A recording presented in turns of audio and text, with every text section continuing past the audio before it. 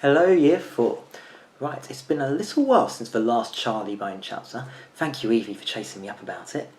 And I am going to be doing a little summary today to let you know what's happening in the story so far, so then anyone who's not watched any yet or has forgotten what's happened can catch back up and ready to jump back in with the next chapter. You can also watch the chapters that have already been uploaded to the Google Classroom. It's entirely up to you. So, let's talk a bit about the main characters. Charlie Bone is the main character of the story, and he goes to a school called Blaw's Academy, which is a school that has children who are good at music, art and drama, but also descendants of a man called the Red King, who 500 years ago lived at the school when it used to be a massive castle.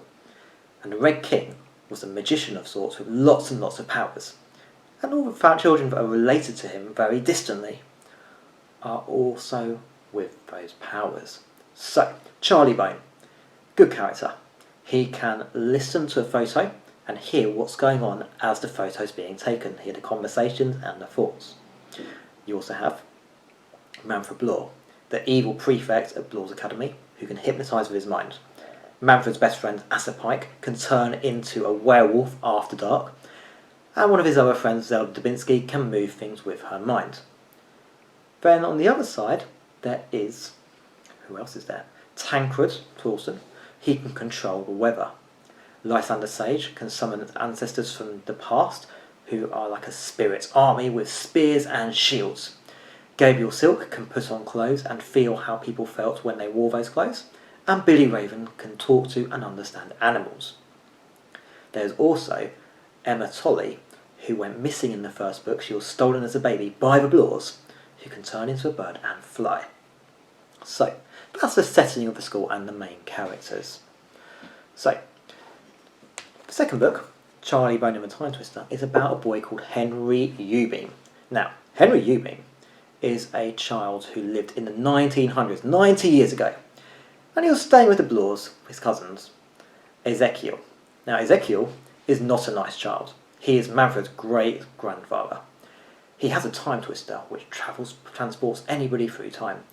And he tricked Henry into looking at it, and Henry disappears 90 years into the future to when Charlie Bone is at school at Blaw's Academy.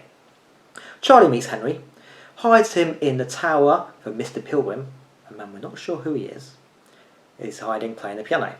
Mr. Pilgrim lets him stay there, doesn't really notice. When Charlie goes out, he notices a mysterious lady dressed in black and a veil, who he calls the Dark Lady, who is listening to Mr. Pilgrim's piano playing in the tower. Charlie brings him food, discovers he's gone, so he goes to the kitchen looking for Henry. Henry then tries to go back in time by entering a freezer, because when he went through time it was freezing cold. Gets stuck in a freezer. Charlie can't get him out, but Cook luckily comes to rescue him. Cook's a new character in this bit of the story. We don't really know much about her yet. So, Cook takes Henry and Charlie through a secret entrance to a hidden underground room in the school, where she lives, but no one knows about apart from a select one or two people, including now Henry and Charlie. So Cook starts looking after Henry. Right, going to cut to another character now. So, Tancred Coulson and Lysander are best friends, and Manfred causes them to have an argument in the King's room where they're doing their learning. Tancred causes a storm and storms out of the building, doing a lot of damage, including breaking the front door and knocking over some bookcases, which led to a mysterious black glove appearing. Charlie picked up the black glove, and Gabriel saw it later on and put it on his hand, and immediately felt like he'd broken his hand. It was so painful. And so Charlie takes him to Cook's secret underground home in the school to help him fix it. And they discover the glove belonged to the Dark Lady, who turns out to be Manfred Blaw's mysterious mother. And the reason why she had such a badly injured glove was because Manfred Bloor had slammed her fingers shut in the door to stop her playing violin when he was a young boy. Horrible child. So, once they manage to get the glove off, they meet Dorothy, Mrs. Bloor, and find out that she is nothing like the rest of the evil Bloor family and that she wants to escape as well, but she can't because of her fingers being broken and the Bloors not letting her escape. I wonder how she's going to get out. So, there are now two events going on. It gets to the end of the week. Charlie stays at Blaw's Academy. He lives there from Monday to Friday and then goes back home at the weekend. So he goes back home and gets his friends to all go together to Tancred's house to try and get him to come back to school.